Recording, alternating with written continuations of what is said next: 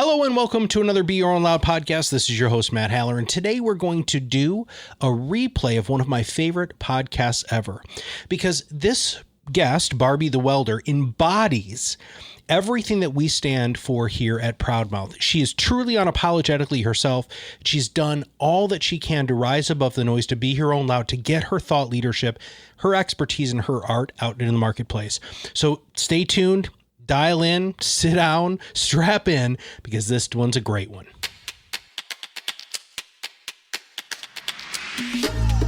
ProudMouth. All right, hello and welcome to another Be Your Own Loud podcast. This is actually take number 2, which is really funny as I preface everything here. So this is our most watched, listened to, and commented guest with the worst audio we ever produced in our entire life, which really just shows everybody who's going to be listening to this podcast the real tribe that our guest today has created, where she sits in the people who love her, not just personally, but what the art that she creates. And her name is Barbie the Welder. So Barbie, welcome to the show.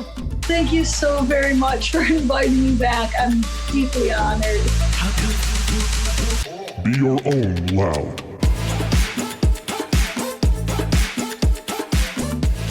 You have, and this probably increased, you have like 20,000 YouTube followers, which is actually, I know it has increased, over 70,000 Instagram.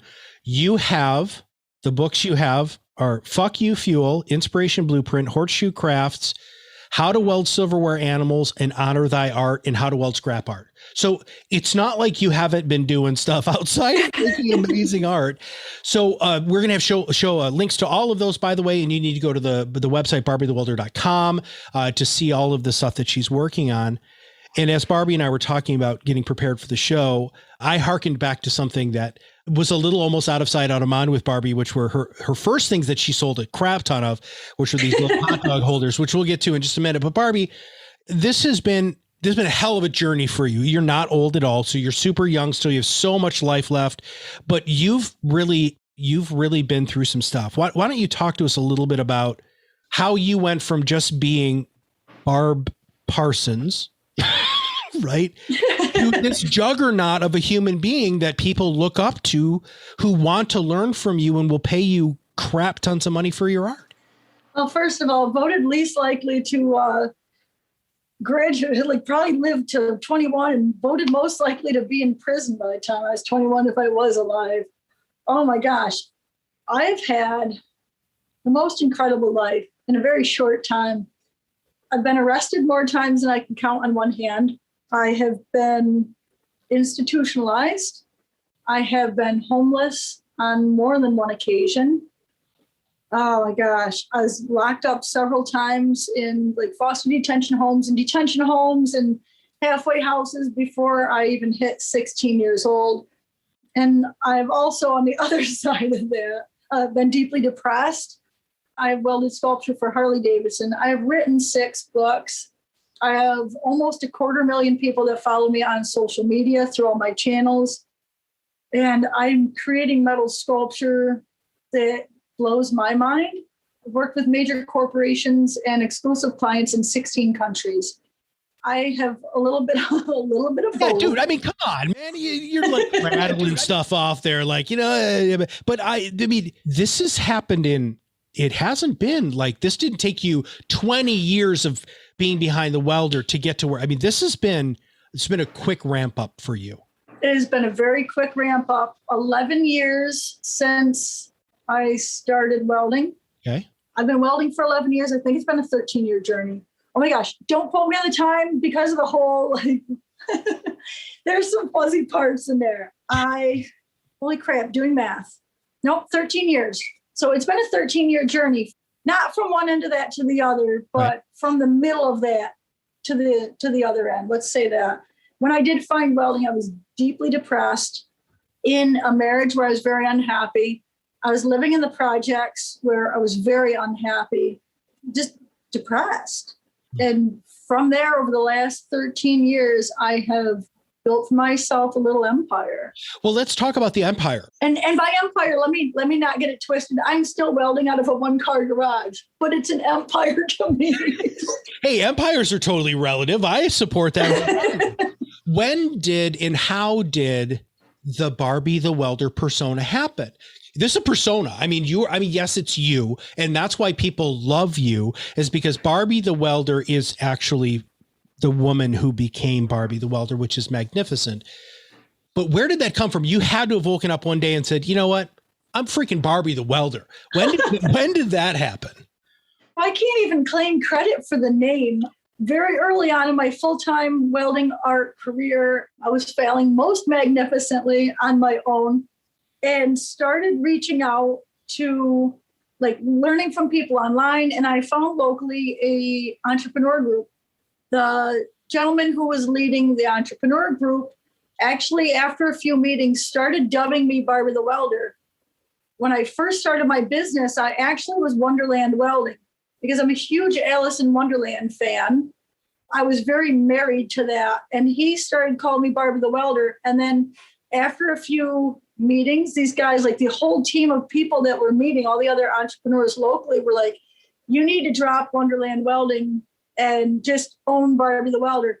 And I definitely gave them a lot of resistance on that because of being married to that idea. So I was like Barbie the Welder who worked at Wonderland Welding. But after a while, they're just like, you really need to drop that Wonderland Welding because it sounds like you're working for a company versus being an individual. And they're like, you really need to celebrate the fact that you're a woman welder. Yeah. That's the backstory of Barbie the Welder. But yeah, it is a persona, right? It's almost like Superman and Clark Kent. Mm-hmm. Tony Stark putting on the Iron Man suit, I think is a lot more relatable to me. Yeah. Definitely being a welder, putting on that Barbie the Welder, putting on the Barbie the Welder shirt. Right. It's it has helped me build self-esteem. It has helped me self-confidence. It is definitely, I have this powerful vibe. Definitely have this powerful vibe and has given me a lot of power on that one. Well, and I love and again, full disclosure here, I'm a huge fan. When I was able to interview you the first time and that you said, yes, I was over the freaking moon. And I'm even over the moon about it now because, now I get to talk to you more about this stuff. But okay, when you build a cult brand, which you have successfully done, regardless if you want to fully wrap your brain around it or not, you have a cult brand. A cult brand is something that people will buy those shirts. People will buy your art because it's your art. They want to feel that connection with you. They watch your videos. That's why you've got, 250,000 people who are following you all over the place. But there's still this level of vulnerability. There's still a level of humility and honesty that is through everything that you do. Is that planned, or are you just like, this is just me and freaking deal with it? I'm not smart enough to plan that. No, it's who I am. Yeah, it's just who I am.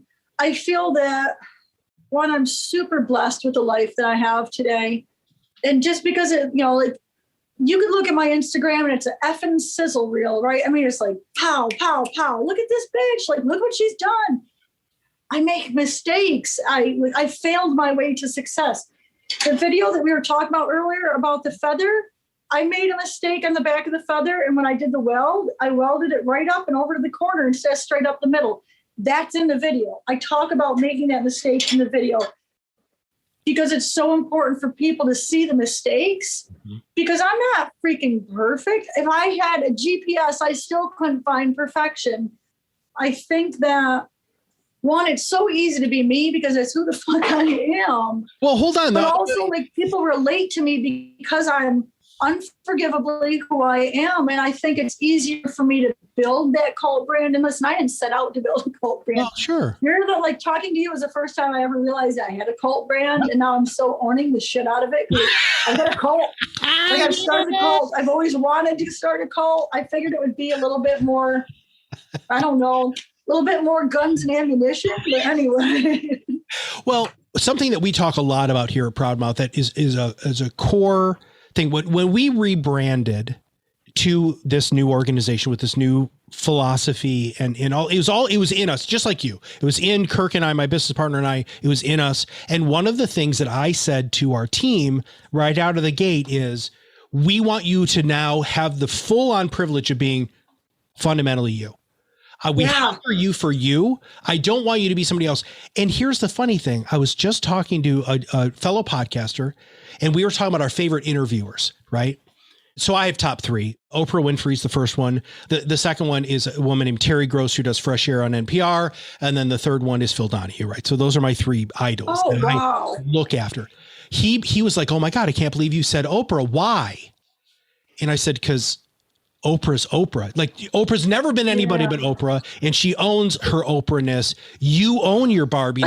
That is how I believe a real cult brand happens, because a cult brand can't be like something else. Right. Cult brand has to be that cult you, and you it's have its own entity. It is. And it might become, which it has a little bit, even larger than you, out of your garage.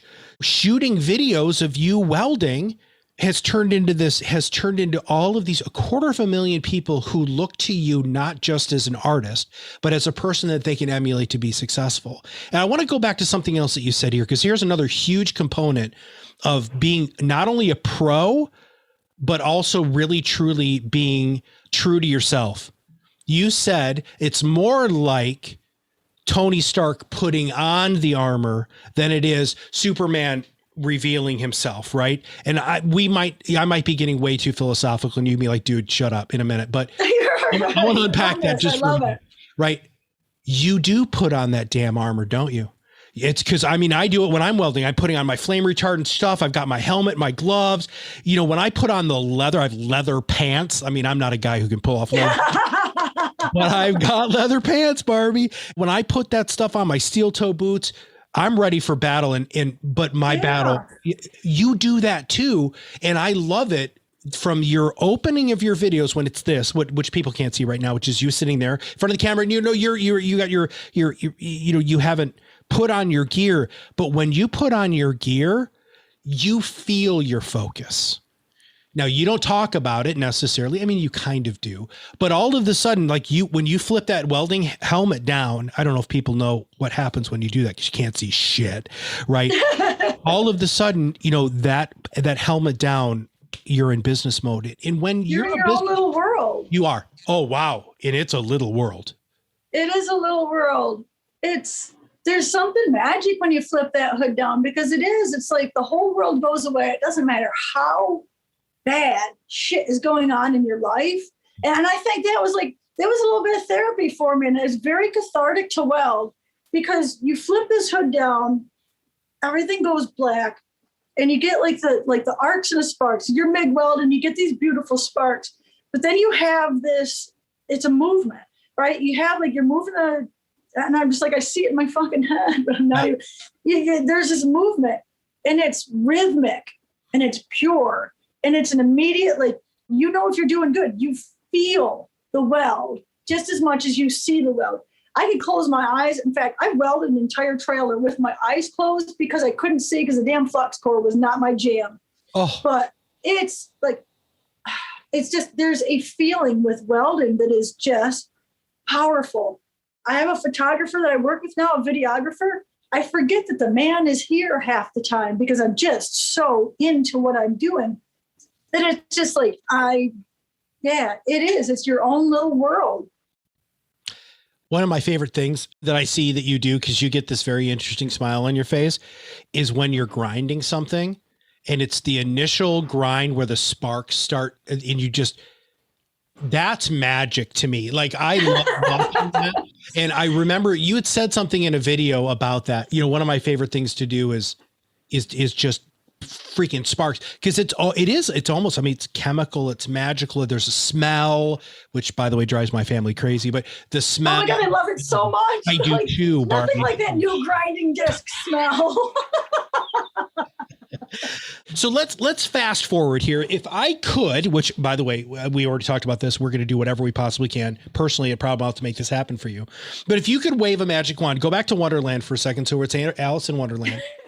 And you're about to fall down the rabbit hole, but the rabbit hole is everything you've always wanted it to be. What's that? You're giving me goosebumps. Shut up. Nope, you got to tell me now. What is it? What is it? What is it that you want?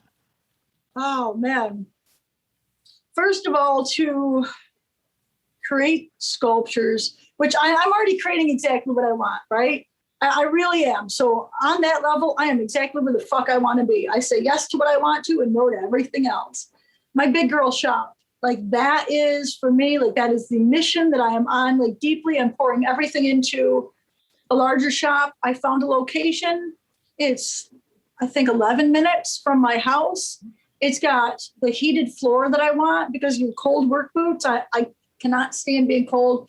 It's got plumbed in air. And it has 7 acres. It's perfection. Oh, by the way, it's a barn dominium. I don't give a fuck about the house. It is a large shop with a small house. Like right now, I'm in a good size house with a very small shop. It will be a game changer for me because I want to make my own steel. So here's another thing, like on my list. Oh yeah, see, we haven't even talked about this yet. I want to make my own steel.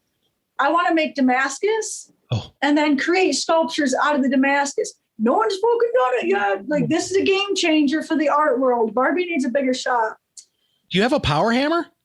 No, but I'm going to have one when I have a bigger shop. I don't have room for it yet. Yeah. Forge, a power hammer, and a is it a planishing hammer? I want those, like those three. I'm not flipping you off. Those, like, and I would have them now if I had the room because I've got the money for them. I just don't have any more damn room. So bigger shop, plenishing hammer, power hammer, or press. There we go. I want a press and the power hammer and the forge because then I'm going to start making Damascus so that I can make my own metal to make my own sculptures. And we're talking, like I said, it is going to rock the fucking world when I do this shit. I am also going into, wait till you see this one.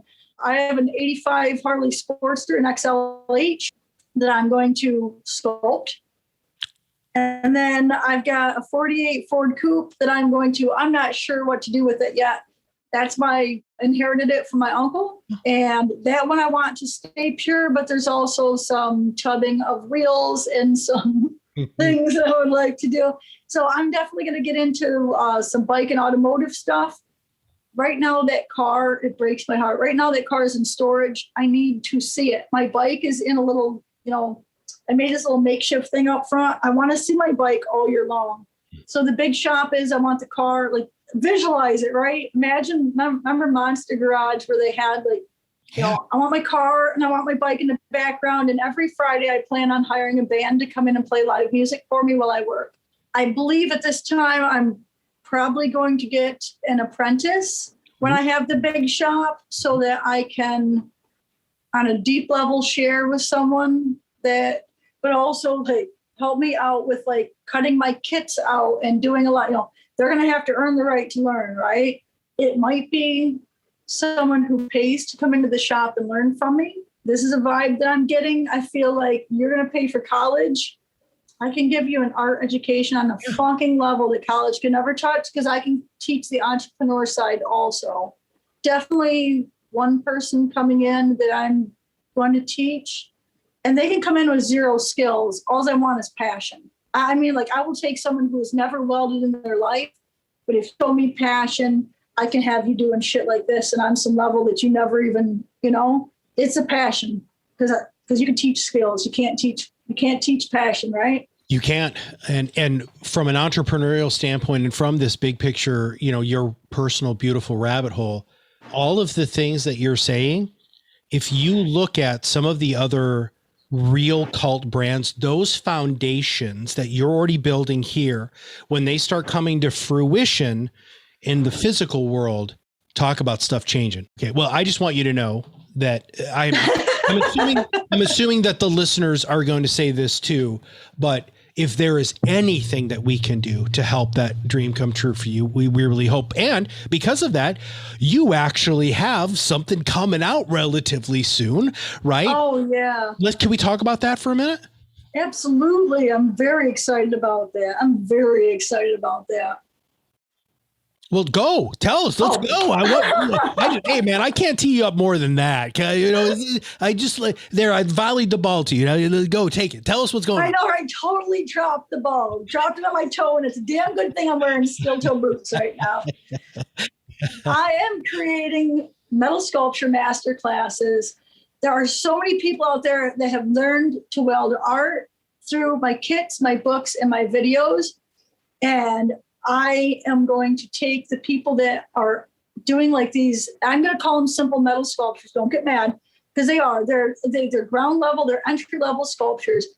My masterclass, if you've learned to weld art in any of those three ways, whether watching YouTube videos, using the kits, or watching the books, or reading the books, if you've learned to weld art in any of those ways, I'm going to take what you've learned in those, and I'm going to teach you how to make masterpieces that you can sell for thousands of dollars.